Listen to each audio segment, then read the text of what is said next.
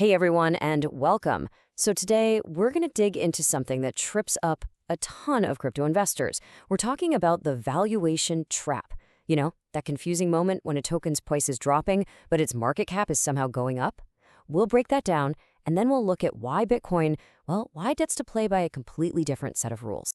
So, has this ever happened to you? You're watching a project, the market cap is ticking up, which feels like it should be a great sign. But then you look at the price, and it's either flat or worse, it's actually going down. It makes no sense, right? It's super frustrating, but believe me, there's a very specific reason this happens. And that leads us right into our first big topic, the valuation trap. The main culprit behind this whole confusing mess is a metric you've probably seen everywhere called Fully Diluted Valuation, or FDV for short. So what makes FDV so tricky? Well, it's all about one big and honestly kind of misleading assumption. It calculates a project's value as if every single token that will ever exist is already out on the market today. We're talking about tokens locked up for the team, for VCs, tokens that might not see the light of day for years. FDV counts them all. It paints a picture of the absolute maximum supply, which is often a long way from the current reality. And that assumption leads straight to what we can call the dilution dilemma. See, when a new token launches, there's usually just a tiny piece of the total supply available. That scarcity can make the price pop, but then the unlocks start. Slowly but surely, more tokens are released into the market, and that creates this constant downward pressure on the price. This is exactly why the price can fall while the market cap rises. The total value is just being spread thinner and thinner across more and more tokens. Your piece of the pie is getting smaller. Okay, so if FTV is looking at a future that might never happen, and market cap is only looking at right now, what's the alternative? Well, this brings us to a much clearer metric called OTV, which stands for Outstanding Token Value. It's designed to find a more practical middle ground. And this just lays it out perfectly. On one side, you've got FDV taking this maximum possible approach, counting everything under the sun, but on the other side, you have OTV, which is way more realistic. It focuses on what's actually in circulation now, plus what we can reasonably expect to hit the market in the near future. It totally ignores all that supply that's locked away for the long haul. So how does it get to that more realistic number? Well, it's pretty smart, actually. It starts with the current circulating supply. Then it adds in any unlocks that are scheduled to happen pretty soon. But, and this is the most important part, it actively leaves out tokens that are permanently burned or locked up. And it ignores those huge foundation reserves that have really long-term restrictions.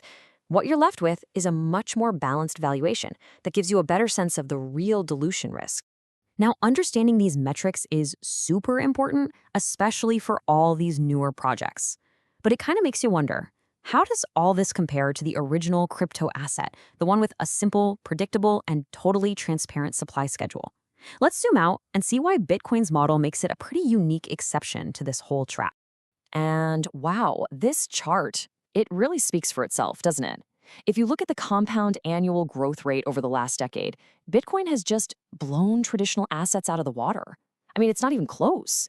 It absolutely dwarfs the returns you'd get from global stocks or even gold, which is supposed to be the ultimate store of value.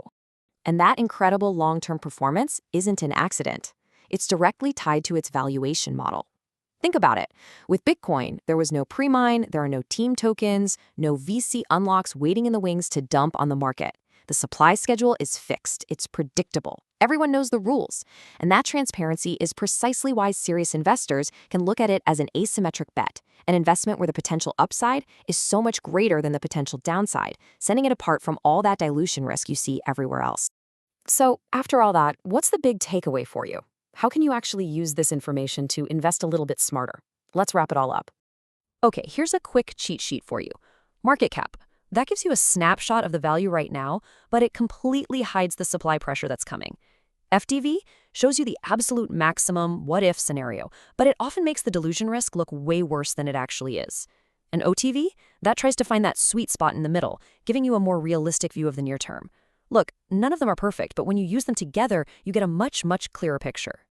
So, if you remember just one thing from all of this, let it be this. It's not enough to just glance at a number.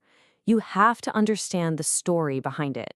Whether you're looking at FDV, OTV, or market cap, knowing how that value is being calculated, what's being included, and what's being left out, That is the absolute key to avoiding these common traps. And that really leaves us with a big question for the future, doesn't it? As our tools for analysis like OTV get more and more sophisticated, will we finally get better at separating the projects with real long-term potential from all the noise and the hype? I guess only time will tell. Thanks so much for tuning in.